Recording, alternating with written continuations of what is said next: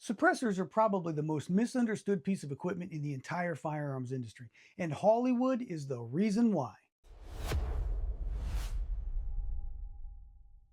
For decades, people have watched the same scene play out in movies. Someone screws a long tube onto the end of a pistol, pulls the trigger, and instead of a gunshot, you hear a quiet little pfft. Nobody hears it, nobody reacts, and the scene moves on. After seeing that repeated hundreds of times across film and television, people start believing that's what suppressors actually do. But the truth is very different. In the real world, suppressors don't make firearms silent. They reduce the sound, they reduce recoil, and they reduce concussion. And they change the way the firearm behaves when it's fired. Suppressors don't make firearms silent. They make firearms manageable. To understand why, you have to understand what actually creates the sound of a gunshot in the first place. When the firearm is fired, extremely high pressure gas builds behind the bullet. That pressure forces the bullet down the barrel, and once the bullet exits the muzzle, all of that pressure escapes instantly into the open air. That violent expansion of gas is what produces the loud report we associate with gunfire. It's not the bullet making that noise, it's the gas. Suppressors simply manage that gas.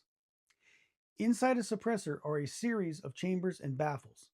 Instead of allowing the gas to escape instantly into the open air, the suppressor slows and redirects it through the series of chambers.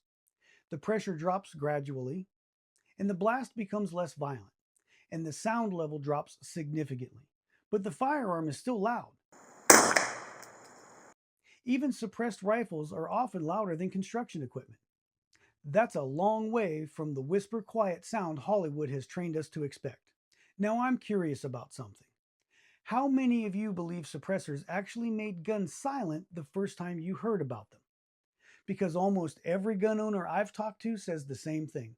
The first time they ever shot a suppressed firearm, they were surprised it wasn't nearly as quiet as they expected. Let me know in the comments if that was your first impression too.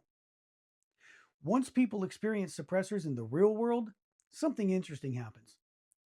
They start seeing them differently because once you reduce violent gas pressure leaving the muzzle, several other things change at the same time. The recoil impulse becomes smoother, the concussion becomes less violent, and the firearm becomes more comfortable to shoot. Hunters appreciate suppressors because they reduce hearing damage. Competitive shooters appreciate the improved recoil control. And recreational shooters often discover that suppressed firearms are simply more enjoyable to shoot. Once someone starts shooting suppressed, they usually don't want to go back.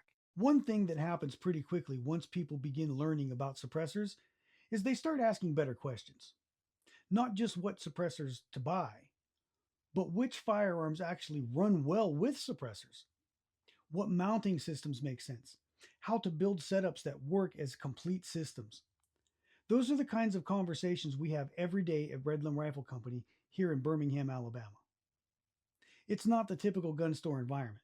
Everything is out where you can actually handle it, compare different setups, and understand how things work together. And if you ever stop by there, make sure you tell them Etch sent you.